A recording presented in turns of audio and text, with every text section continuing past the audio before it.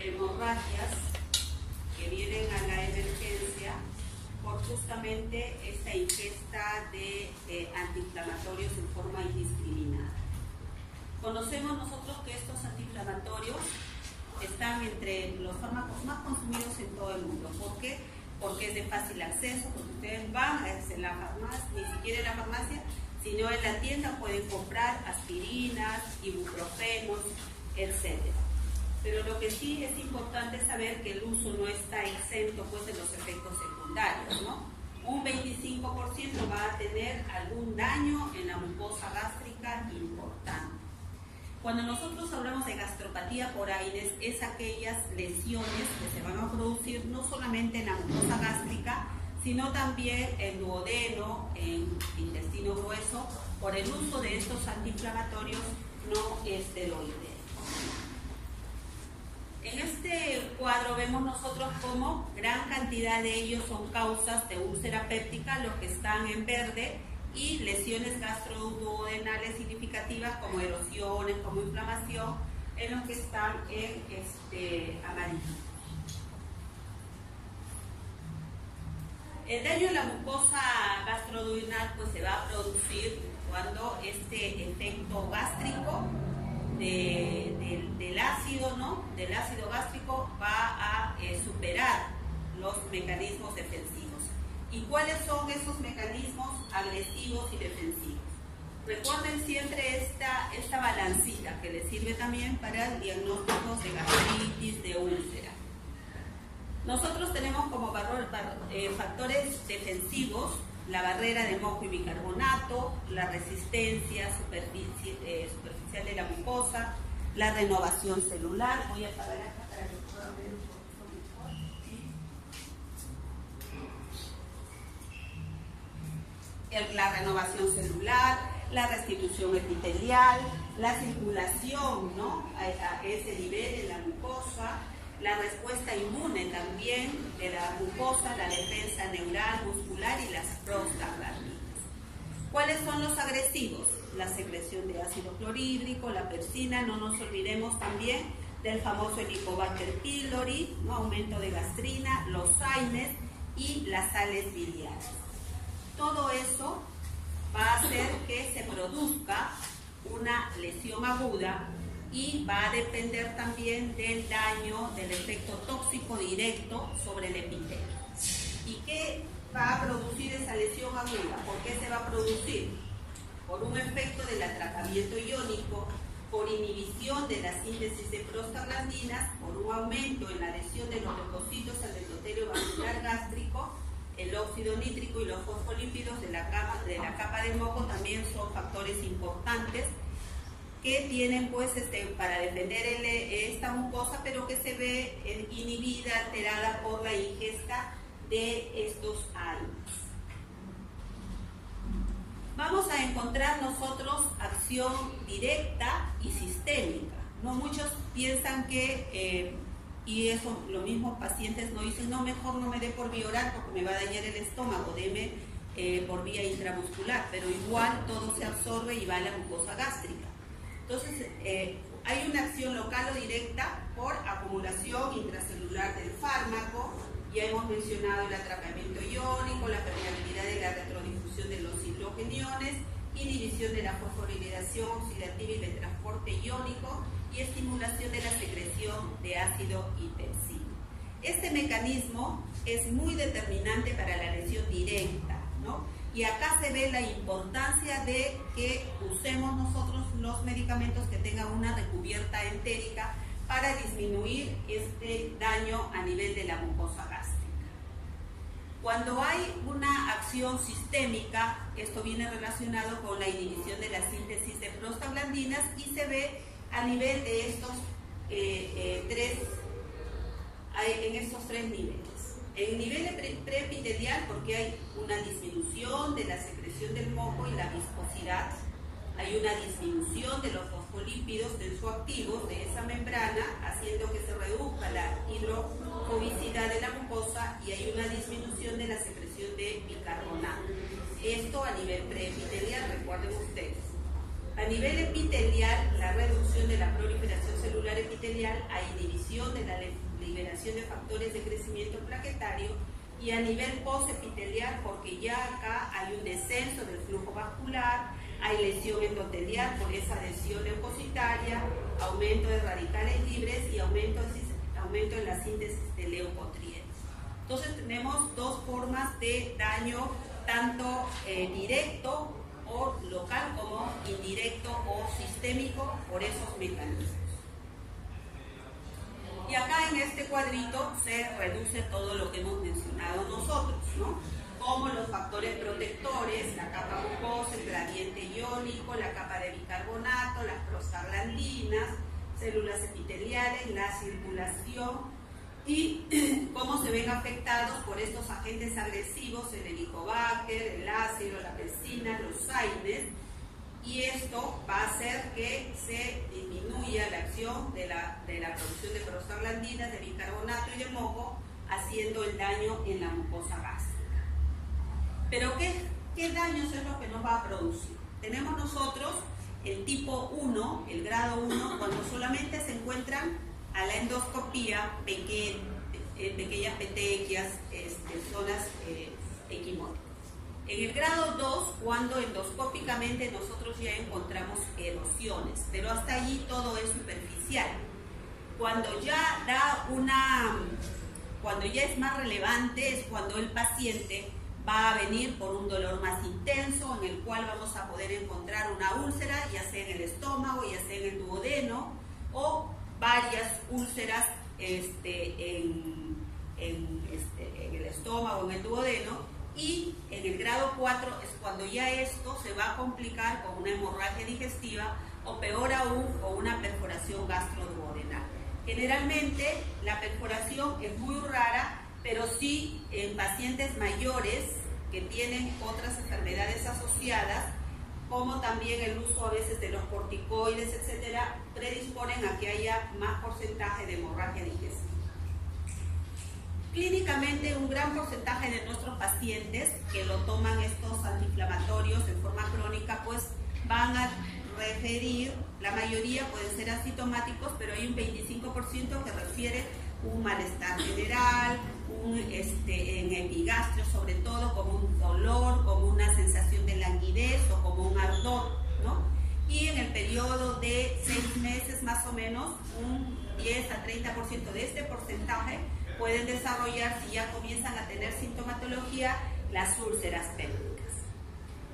Cuando nosotros hablábamos de las complicaciones de hemorragia, de perforación, a veces no se presentan en forma abrupta, muchos de ellos vienen a la emergencia con el antecedente único de que están teniendo hematemesis y melena y la ingesta de AINES, pero tampoco con mucha sintomatología previa, ¿no? Lo cual refuerza más la utilidad de la clínica para identificar a estos pacientes con riesgo de lesiones significativas o complicaciones. ¿Por qué viene por hemorragia y o por perforación? Porque cuando ya el paciente comienza a tener molestias digestivas, ardor, quemazón en el estómago, acuden a la consulta y son medicados. Pero sin embargo, el porcentaje que llega a la emergencia es porque no tuvieron mucha sintomatología y desarrollan directamente la complicación.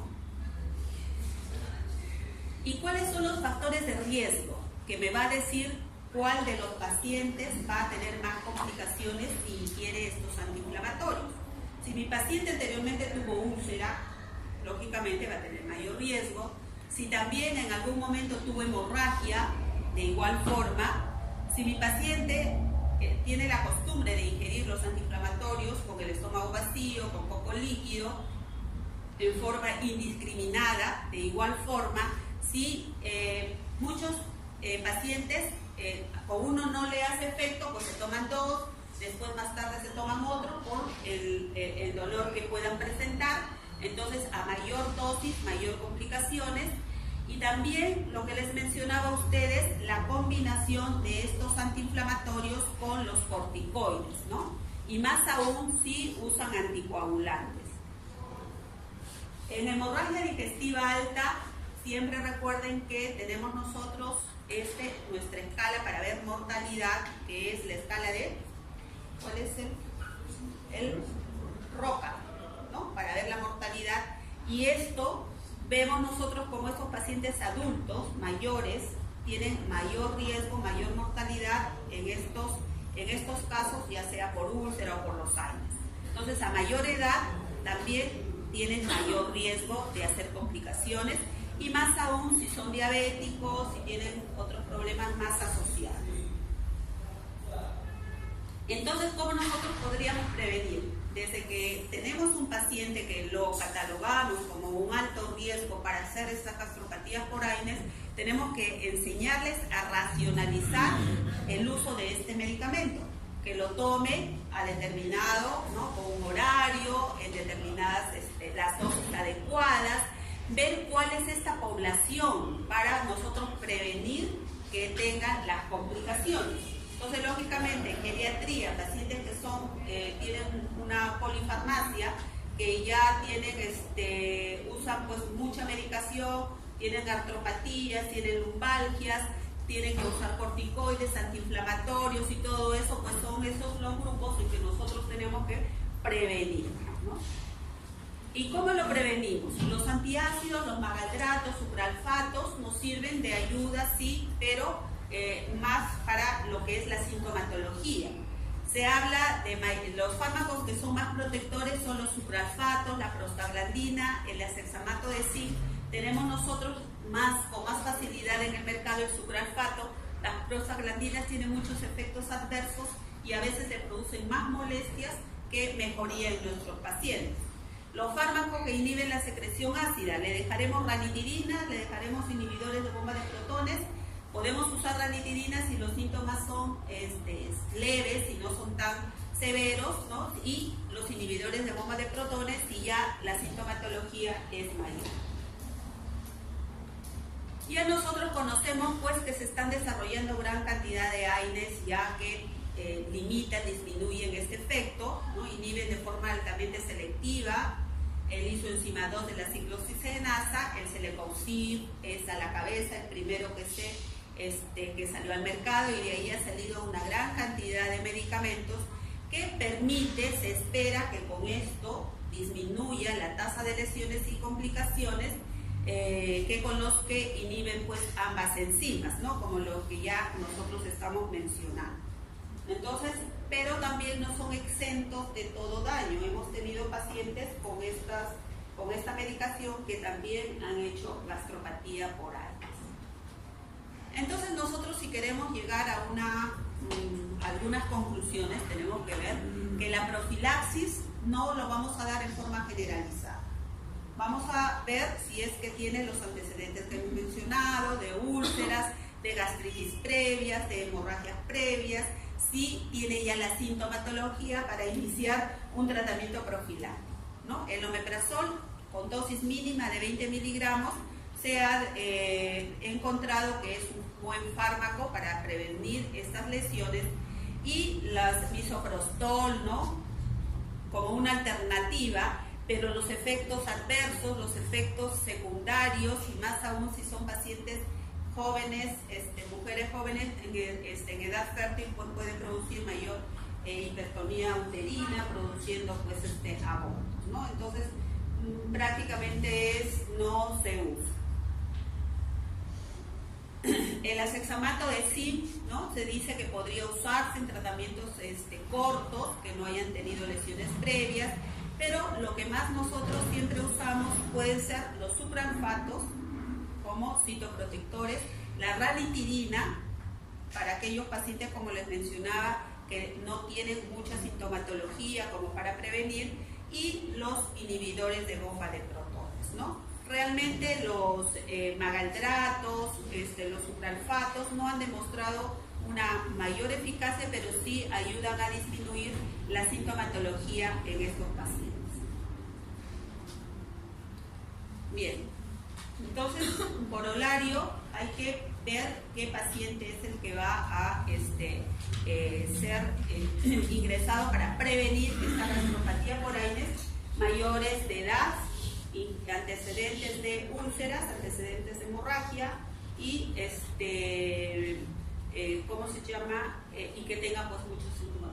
Sí. Pero está indicado todavía en ese futuro, porque la industria no solamente era sino de hecho por eso te mencionaba que es como conocimiento, pero que no es lo que se usa. Los inhibidores de bomba son los fármacos de elección, ¿no? Sino que siempre van a encontrar de repente en la literatura, aquí, para conocimiento. Pero, como les repito, los inhibidores de bomba han probado ser más efectivos para prevenir. Y en pacientes mayores de edad, lo que más se usa es el pantoprazol, porque tiene menos, es uno de los inhibidores de bomba que tiene menos interacciones con otros medicamentos que usan estos pacientes mayores de edad, ¿no? En geriatría. Sí. Dime, te escucho. ¿El uso de corticoides por sí solo podría llegar a causar de por sí a dosis elevadas produce también gastropatías, pero se potencia su efecto con los años. O sea, sí, los corticoides de por sí producen sintomatología, molestias, pero ya se potencian con los años, ¿no? Y el tema es la gastropatía por años. Bien, este tema del síndrome de intestino irritable, hay dos trastornos funcionales digestivos importantes en la gastroenterología: la dispepsia funcional y el síndrome de intestino irritable. Hay otros trastornos también, como la diarrea funcional, constipación funcional, etcétera, pero más nos vamos a centrar en el síndrome de intestino irritable porque es lo que más frecuente lo vamos a ver. Entonces nosotros hablamos, como les mencionaba, de trastornos intestinales funcionales, todo lo que les mencionaba anteriormente, y el corolario de todo, el común denominador de ellos es que presentan el paciente dolor abdominal y distensión, hinchazón, a veces como signo muy importante, ¿no? Entonces se molestan mucho las pacientes y eso es lo que acuden, porque dice que hasta suben al micro y les dan, porque piensan que están embarazadas, les ceden el asiento porque tienen gran distensión, ¿no? Y cambios en los hábitos evacuatorios. Todo eso tiene una cronicidad de 6 meses de inicio de los síntomas. En la actividad actual tiene que tener presente, estar presente esta sintomatología en los últimos 3 meses. En cuanto a la frecuencia, por lo menos los síntomas deben estar presentes una vez al día por semana y no debe haber ninguna alteración anatómica o fisiológica que pueda ser identificada y que pueda decirme que no es un trastorno funcional, ¿no? Y eso se hace por algunos exámenes de rutina, un examen clínico muy concienzudo, ver que no tenga adenopatías, que no haya masas, que no haya pues algún signo evidente, que no esté pálido mi paciente, que no esté, si haya bajado de peso como síntomas de alarma, que me diga no, no es algo funcional, sino es algo orgánico. Entonces, si nosotros nos basamos en eso, vamos a ver pues que estas enfermedades, como el que les mencionaba, tienen mucho que ver con 5 categorías, ¿no? Voy a cambiar del color.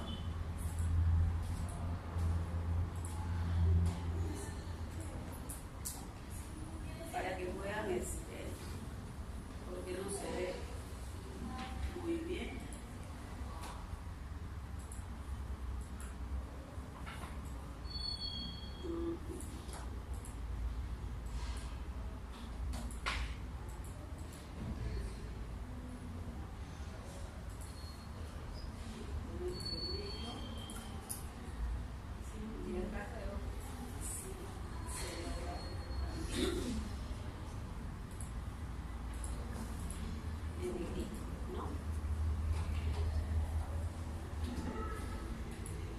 Bien, es lo que les mencionaba al inicio, ¿no? Los trastornos digestivos funcionales, ¿no? Síndrome de intestino irritable, que es el más frecuente, pero también puede haber estreñimiento funcional, diarrea funcional, hinchazón o distensión, o también otros trastornos digestivos funcionales no especificados, ¿no? Y hay un grupo que tiene que ver con el estreñimiento inducido por opiáceos, pero esto es sencillo porque ya el paciente me va a decir que ingiere por algún motivo estos opiáceos. Lo que nos interesa a nosotros es el síndrome de intestino irritable. Si nosotros vemos acá en este cuadrito cómo vamos en esta flecha hacia acá, nos da mayor dolor, ¿no? Si hay constipación o si hay diarrea. Si es un trastorno digestivo, una diarrea funcional, el dolor no va a ser mucho. Igualmente si hay estreñimiento, pero ¿cuál es la característica del intestino irritable? Que la distensión, el meteorismo va a estar acompañado o de diarrea o de estreñimiento, pero el dolor va a ser uno de los síntomas principales. Si yo quiero descartar, si tengo una paciente que me dice que no hace sus deposiciones cada 3 o 4 días y yo le pregunto si hay dolor y me dice que no hay dolor, entonces no es un intestino irritable. Si esta paciente me dice las mismas características y me refiere que tiene dolor abdominal, distensión, entonces sí ya puedo pensar que es un intestino irritable.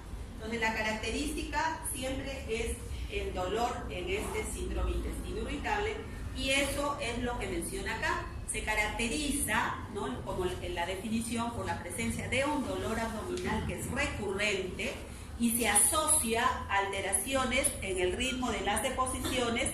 Puede ser, por ejemplo, aquellos que me dicen que tienen estreñimiento, aquellos pacientes que tienen diarrea o hay un grupo que tiene alternante.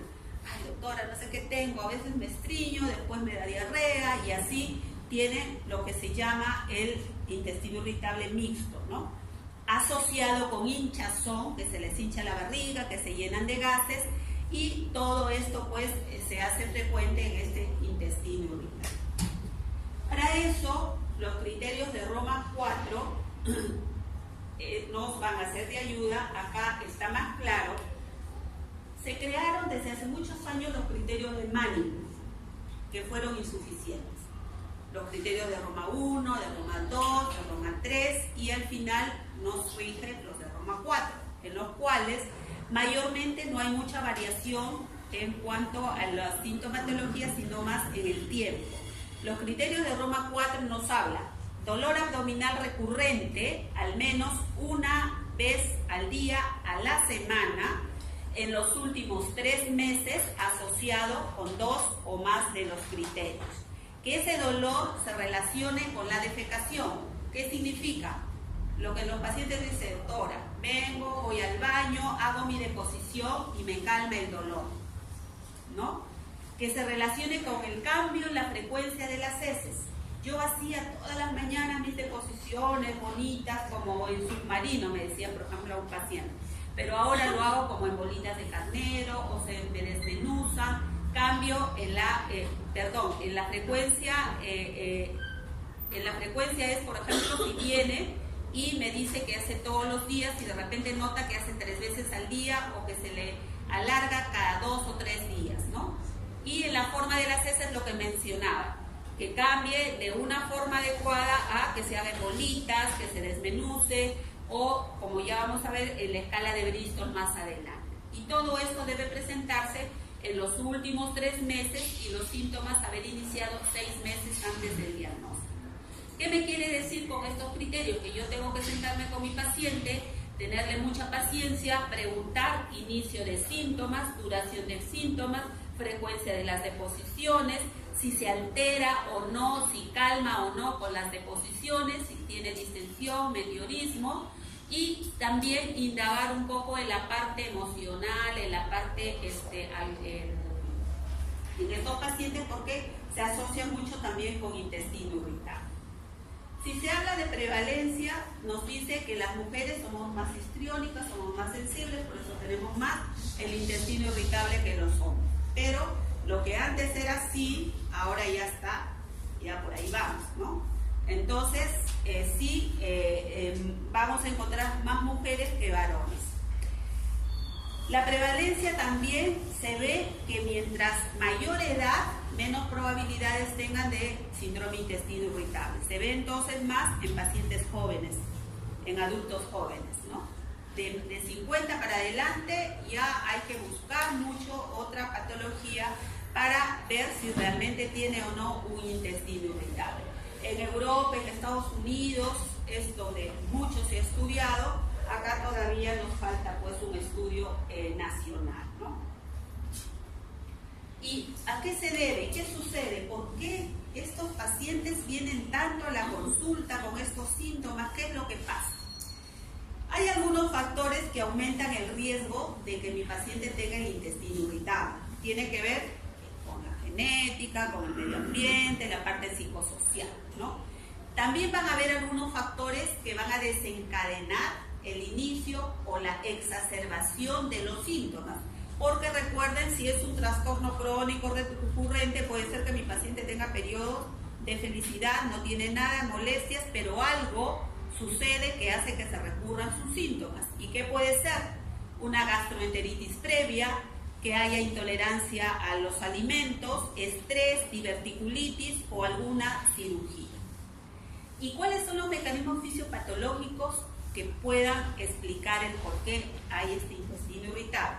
Tiene que ver con que haya alteración en la motilidad intestinal, que haya una hipersensibilidad visceral, aumento de la permeabilidad intestinal, que haya la microbiota alterada y una alteración del eje intestino-cerebro. Entonces, una vez nosotros que tenemos esa imagen, vamos a ver cómo podremos explicar. Acá también de igual forma es lo mismo, ¿no? Puede haber por hipersensibilidad visceral, algunas infecciones gastrointestinales que producen alteración en la microbiota, alteraciones en la motilidad. Si la motilidad está acelerada, va a tener diarrea. Si se lentece, va a tener estreñimiento, alguna predisposición genética. De repente es intolerante a la lactosa, más sensibilidad a algunos alimentos, ¿no? Y todo lo que hemos mencionado anteriormente.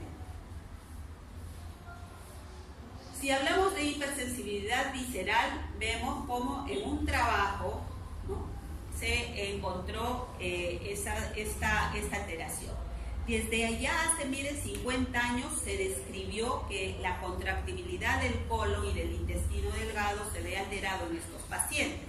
El estrés físico, psicológico, si de repente comió algo que de exceso de grasas o azúcares, ¿no?, pueden alterar esta contractibilidad, y el dolor está muy asociado con una actividad motora irregular. Entonces, esta motilidad anormal del intestino también delgado durante el ayuno, tal como la pérdida del complejo motor migratorio y contracciones agrupadas y prolongadas, explicarían por qué hay este síndrome de intestino irritable. Y también se ha visto que hay una respuesta contráctil exagerada a una comida muy grasosa en estos pacientes. Entonces tienen que tener una alimentación especial también. ¿A qué se llama que hay anormalidades en el sistema nervioso central?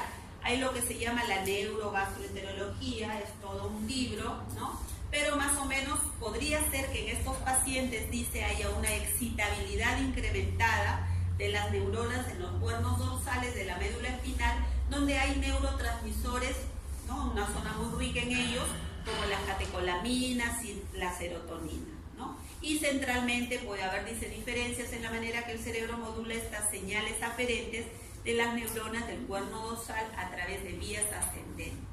Son muchos estudios, muchos trabajos de investigación que siempre están tratando de explicar. ¿Y eso cómo lo lograron? Por imágenes con resonancia magnética, con tomografía de emisión de positrones, donde mostraban diferentes niveles de activación en el tálamo y en la corteza cingulada anterior, después que a un grupo de pacientes que se les hizo este trabajo de investigación, se les distendía con balones en el recto, y estos pacientes respondían más exageradamente a este efecto que pacientes normales, ¿no? O sea, yo le pongo una determinada volumen a un paciente normal, a un paciente con síndrome intestino irritable, y el de intestino irritable hasta con valores menores va a presentar una reacción mayor que un sujeto normal, ¿no?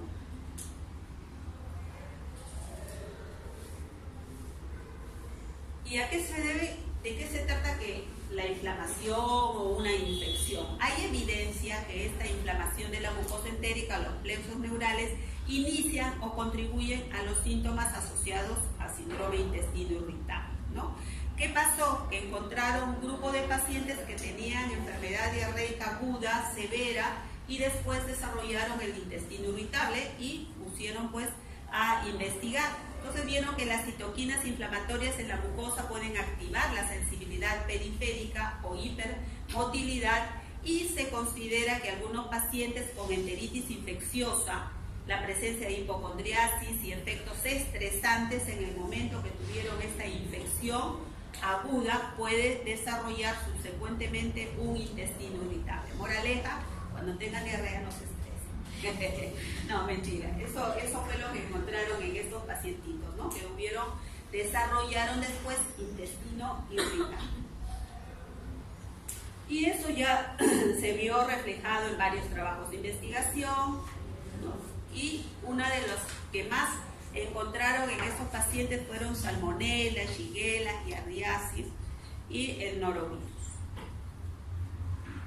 Bien, ¿y a qué se refiere con el imbalance de neurotransmisores, ¿no? 5% de la serotonina está en el sistema nervioso central y un 95% en el tracto gastrointestinal, dentro de las células enterocromafines, neuronas, células mastoides, células del músculo liso.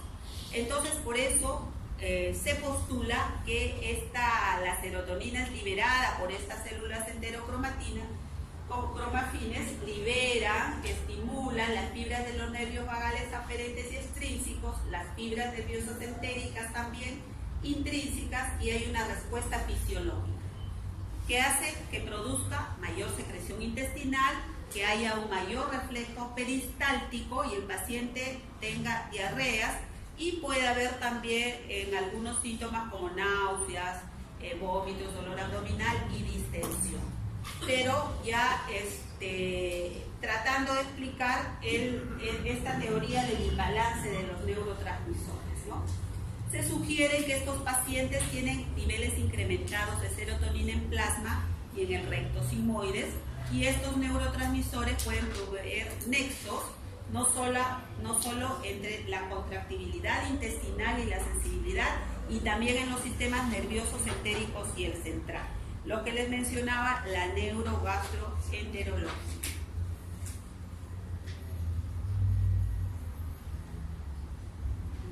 Vamos a ver, entonces nosotros tenemos que también hacer diagnósticos diferenciales. Mi paciente que viene con estos problemas no es que, bueno, voy a decir, sí, pues es un intestino irritable. También tengo que buscar otros diagnósticos que pudieran tener estos síntomas y no serlos. Son los imitadores del sistema del síndrome intestino irritable. Aquellos pacientes que tengan intolerancia a la lactosa y la fructosa. Pero en ellos es un poco más sencillo porque su síntoma va a ser: toman leche o sus derivados y se distienden, presentan meteorismo, ¿no? La enfermedad inflamatoria intestinal.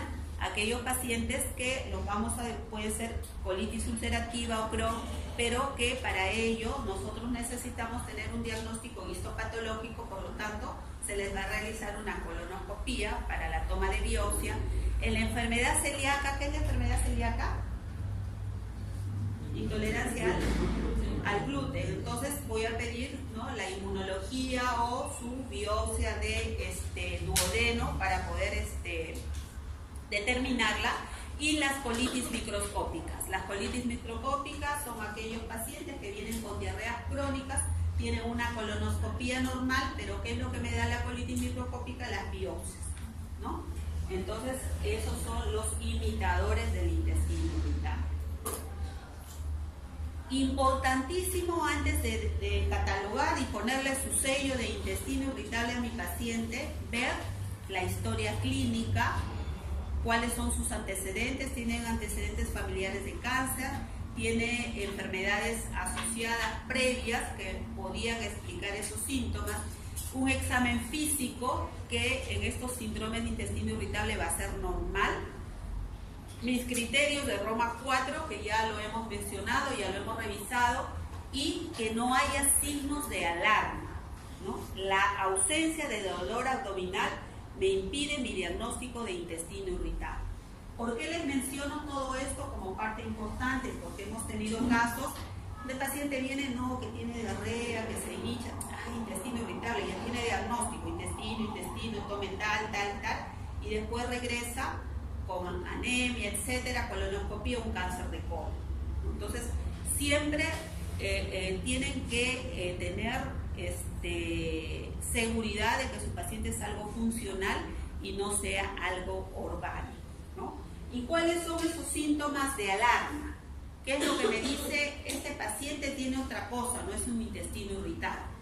Que tenga una historia familiar de cáncer, ¿no? Ya hemos mencionado también las enfermedades inflamatorias intestinales, que inicie sus síntomas a partir de los 50 años.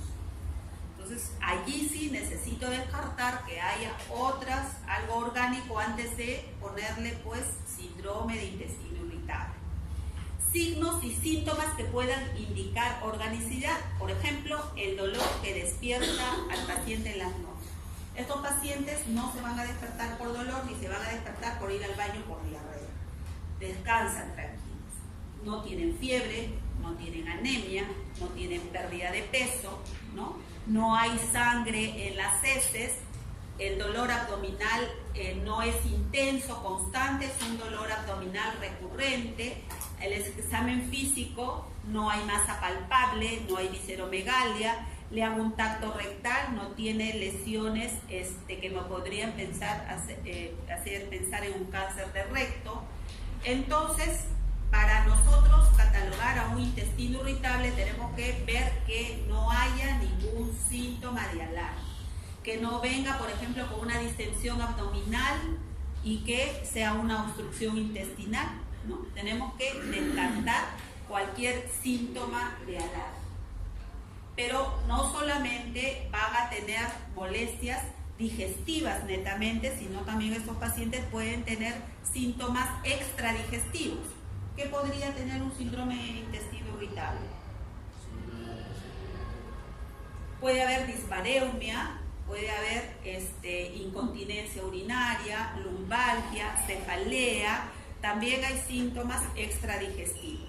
Entonces, hasta ahora nosotros vemos cómo para diagnosticar estos pacientes necesitamos un tiempo especial para conversar, para buscar mucho en los antecedentes, un examen físico importante, sus exámenes basales, hemograma, parasitológico. Por ejemplo, ustedes antes de diagnosticar los intestinos irritables les pediría sus parásitos, ¿no? Porque muchos comen en la tía veneno, entonces por ahí alguna yardia, alguna cosita, entonces, y eso hace que se les hinche la barriguita, se llene de gases.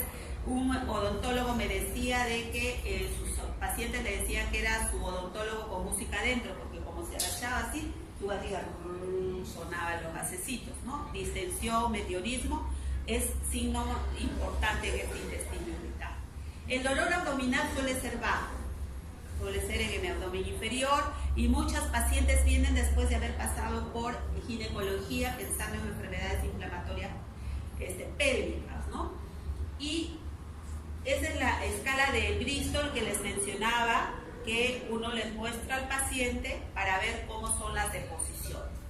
Si me dice que son como bolitas de carnero, como en el tipo 1, o así como una salchicha con fragmentos, como el tipo 2, me hace pensar en un intestino irritable con estreñimiento. Si me dice que viene como que se fragmenta, como que se le desmenuza, ¿no?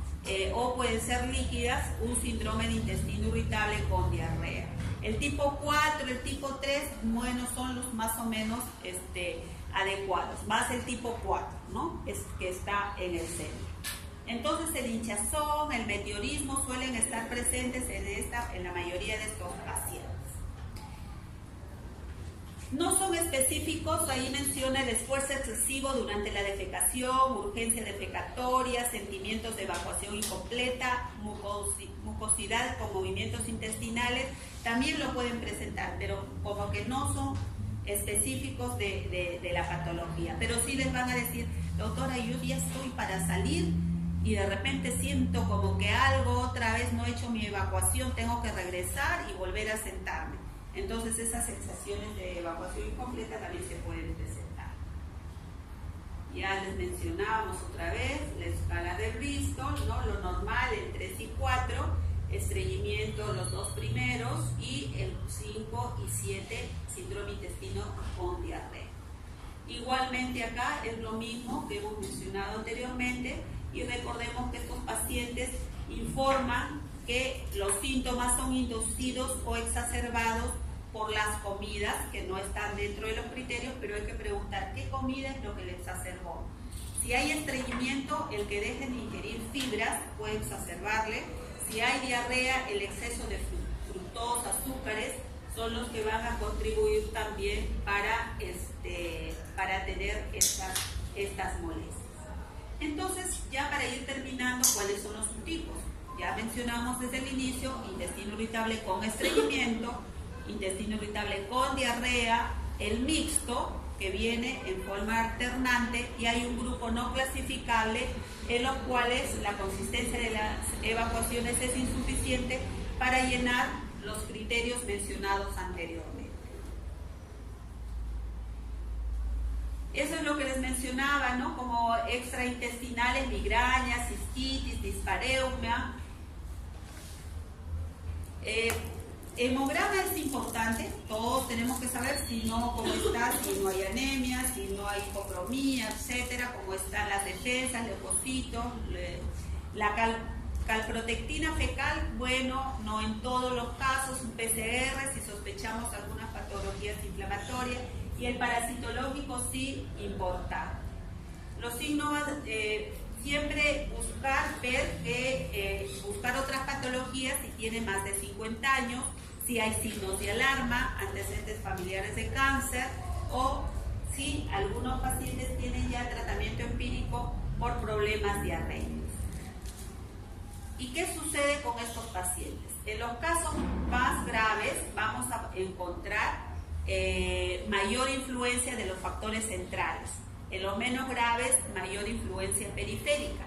El mayor porcentaje, el 40% de los intestinos irritables que vemos van a ser leves, un 30% moderado, y por suerte un porcentaje menor los severos. La gravedad se va a relacionar sobre la calidad de vida del paciente y sirve de guía también en la decisión del tratamiento. Muchos de ellos tienen que tener soporte psicológico, soporte psiquiátrico, ¿no? Y al paciente, para iniciar el tratamiento, nosotros tenemos que explicarle la naturaleza de su enfermedad, decirle que es algo funcional.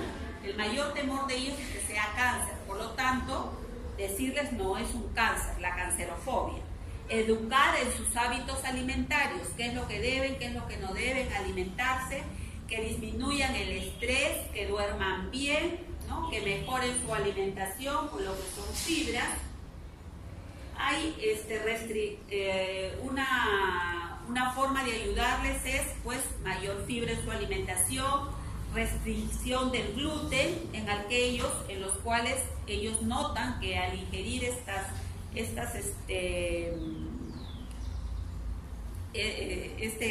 gluten, el pan, las harinas, empeora sus síntomas.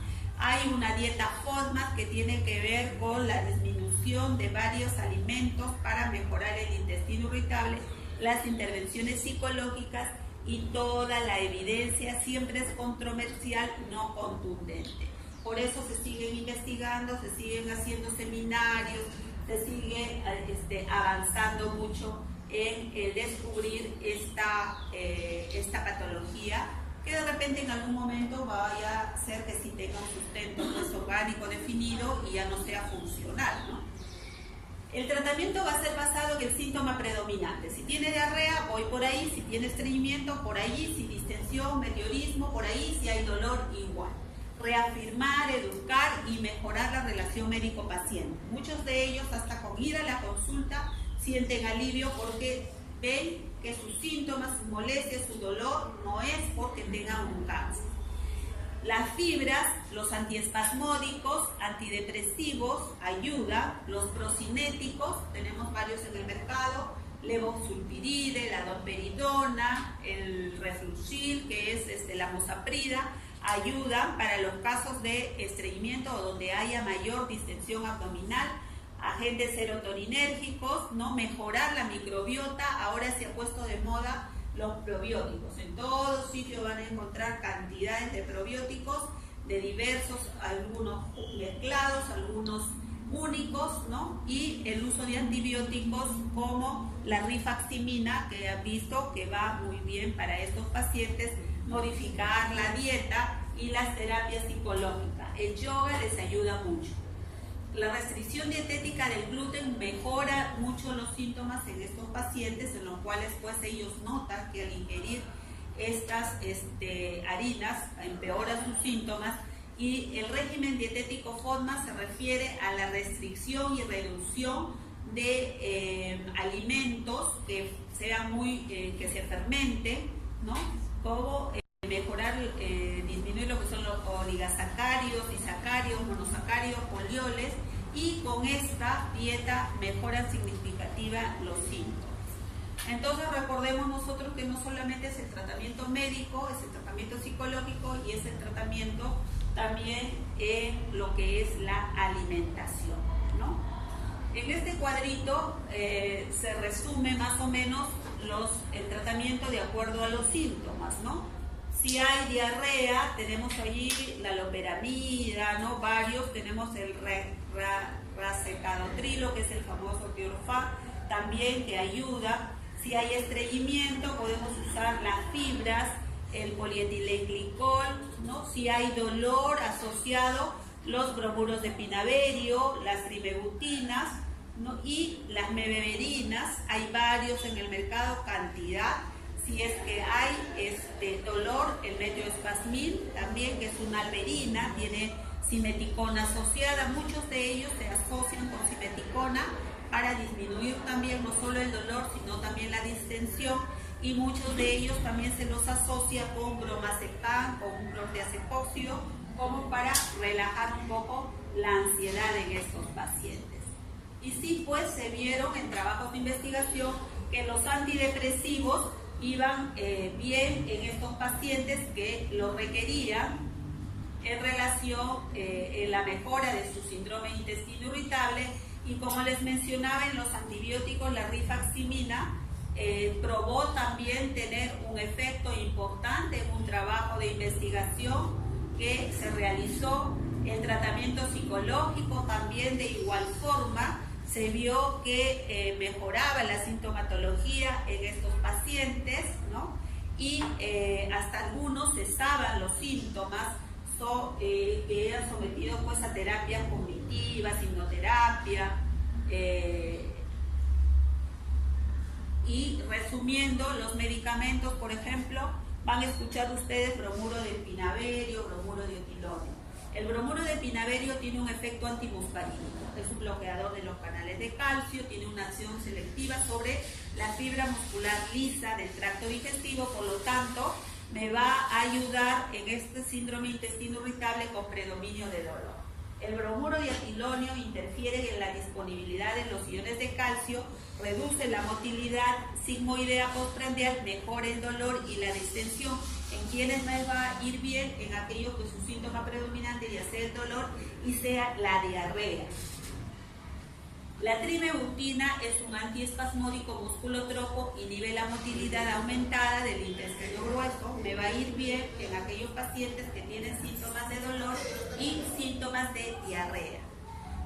El tecaserol era un producto muy bueno que servía para el síndrome intestino irritable con estreñimiento, pero se vieron algunos problemas cardiovasculares en algunos pacientes y salió del mercado. La mebeverina es un antiespasmódico, ¿no? Actúa mediante el bloqueo de los canales de sodio que permiten la entrada de calcio y se van bien en aquellos que tienen síndrome intestino irritable donde predomina el dolor. Hay también la asociación de trimebutina con simeticona, mebeverina con bromazepam, o sea, asociaciones que se pueden usar en estos pacientes. ¿Y qué es lo que nosotros le tenemos que insistir a nuestros pacientes? que es un problema crónico, que es un problema que va a tener periodos de mejoría y va a tener periodos que se va a reagudizar. En un porcentaje de pacientes desaparecen sus síntomas en algún motivo sin explicación, en buena hora. Pero estos pacientes, si vienen a la consulta, es porque tienen la sintomatología y hay que escucharlo y hay que tratar el síntoma por el que viene, ¿no? Porque ahí es que van a requerir el tratamiento. Y las visitas regulares al médico ayudan mucho en estos pacientes porque tienen, como les mencionaba anteriormente, un efecto terapéutico importante. Lo que quieren ellos es que uno les diga que no, pues que no tienen cáncer, que es un problema funcional, que es un problema, tampoco les den expectativas. Con esta medicación se va a curar, porque no va a ser así, va a tener, como les digo, periodos de mejoría y periodos de exacerbación. Es muy importante, por lo tanto, establecer objetivos realistas, ¿no? Bueno, sí van a mejorar sus síntomas, pero no es que con esto va a ser la cura. La cura no es posible, pero puede mejorar mucho la calidad de vida y puede lograr un mejor estado funcional. Si ya tiene un diagnóstico de intestino irritable este paciente y regresa inesperadamente a la consulta, pues hay que escucharlo. Son pacientes muy especiales, pacientes que a uno lo persiguen, buscando adicionales, pacientes que se acercan porque sí, pues les molesta, o porque se distienden, o porque se estreñieron, o porque tienen diarrea de acuerdo a su sintomatología, y sí hay que darle un tratamiento para mejorar ese momento por el que están pasando, ¿no? ¿Preguntas? ¿Preguntas, chicos? Bien, para efectos de lo que es el examen, les voy a, van a estar de lo que estamos, porque creo que ya no tienen tiempo, ya el tiempo se les está acortando, ¿no? Entonces vamos a tomar de lo que hemos dado en las clases, ¿ya? Y ahí vamos a... Ok, ¿preguntas? Ok, chicos, gracias. Terminamos entonces, ¿no? ¿Vieron? En documentos. Voy a borrar el grupo para que quede solamente